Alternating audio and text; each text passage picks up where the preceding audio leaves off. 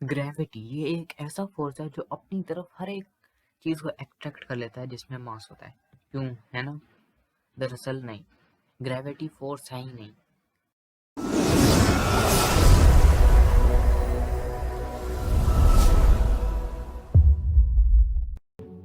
Hello दोस्तों, आप लोगों को स्वागत है explore the space YouTube channel पर। और हमारी आज की वीडियो का टॉपिक है ग्रेविटी। आप लोग सोच रहे होंगे कि ग्रेविटी, इसको तो हम बहुत पहले ही पढ़ चुके हैं, अब इसमें जानने की और क्या बात है। दरअसल बात ऐसी है कि ग्रेविटी ये एक ऐसी चीज है जिसको समझना बहुत ही मुश्किल है। मैंने अपनी पिछली वीडियो के कमेंट सेक्शन में पूछा था कि ग्रेविटी को डिफाइन करो, पर उस वीडियो को मेरे अलावा किसी ने देखा ही नहीं और कमेंट भी नहीं करा। अगर आप उस वीडियो को देखना चाहते हो तो लिंक आपको कमेंट सेक्शन में मिल जाएगा या फिर आई बटन में। तो अब आप मुझे ग्रेविटी की डेफिनेशन बता सकते हो इस वीडियो में कमेंट सेक्शन में। और मैं ये कह सकता हूँ कि 99% लोगों की डेफिनेशन गलत होगी।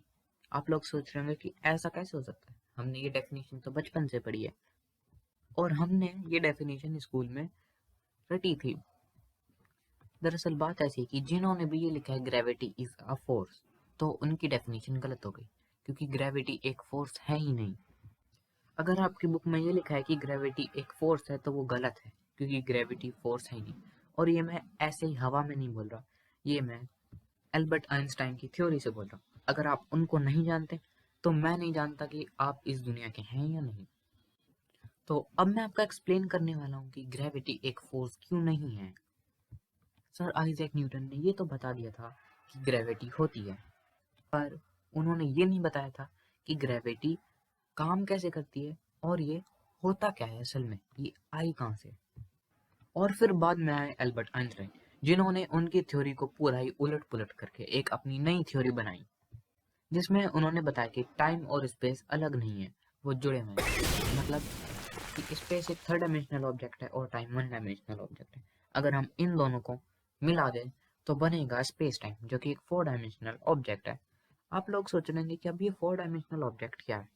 किसी भी ऑब्जेक्ट के वर्टेक्स पे अगर साइड लाइनें मिलती हैं तो वो फोर डायमेंशनल है, जैसे कि ये ऑब्जेक्ट, और इस ऑब्जेक्ट का नाम है टेसरेक्ट।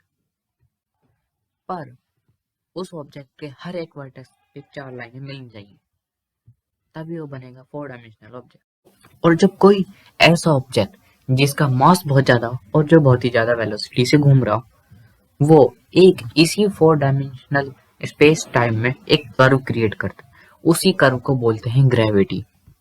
यानी कि ग्रेविटी कोई फोर्स नहीं है, वो स्पेस टाइम में होने वाला कर्व है। और इसी के कारण अलग अलग जगह टाइम का फ्लो अलग अलग होता है, ये तो आप जानते होंगे।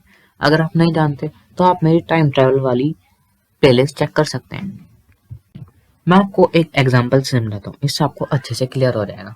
हमारी सन की डेंसिटी और वेलोसिटी के कारण स्पेस टाइम में एक कर्व क्रिएट हुआ है, और उस कर्व के कारण अर्थ सन को ऑर्बिट कर रही है। और जैसे ही सन गायब हो जाएगा तो स्पेस टाइम में एक वेव बन जाएगी, और जब वो वेव अर्थ को हिट करेगी तो अर्थ अपने ऑर्बिट से हट जाएगी, और ऐसे ही बाकी सारे प्लेनेट भी हट जाएंगे। यानी कि ग्रेविटी एक फोर्स नहीं है, वो स्पेस टाइम में होने वाले कर्व है, या फिर स्पेस टाइम में होने वाली हलचल। और ऐसे ही ब्लैक होल है। ब्लैक होल की डेंसिटी और वेलोसिटी इतनी ज्यादा होती है जिसके कारण वहां का जो कर्व होता है वो बहुत ज्यादा बढ़ जाता है, और उस कर्व के कांटेक्ट में कोई भी ऑब्जेक्ट आ जाता है वो फिर डायरेक्ट ब्लैक होल के अंदर चला जाता है। और कभी कभी दो ऑब्जेक्ट की अगर ग्रेविटी बहुत ज्यादा है और वो कर्व बहुत ज्यादा बड़ा बन गया है, और वो दो कर्व आपस में अटैच्ड हो जाए, मतलब कनेक्ट हो जाए, तो वार्म होल बन जाएगा। फिर मेरे ख्याल से अब आपको क्लियर हो गया होगा कि ग्रेविटी क्या है। अब आपको पता है कि ग्रेविटी एक फोर्स नहीं, एक कर्व है जो स्पेस टाइम में बनता है। लेकिन इस स्कूल में अगर आपको पूछा जाए कि ग्रेविटी क्या है, तो गलती से भी ये मत बोल देना कि वो एक कर्व है जो स्पेस टाइम में आता है। अगर ये बोल दिया तो वरना आपको डंडे पड़ेंगे, या फिर अगर एग्जाम में लिख दिया तो 0 मार्क्स मिलेंगे। हमारे आज की वीडियो के लिए इतना काफी है। हम आपको मिलते हैं अपनी अगली वीडियो में, और मेरी वीडियो देखने के लिए बहुत शुक्रिया।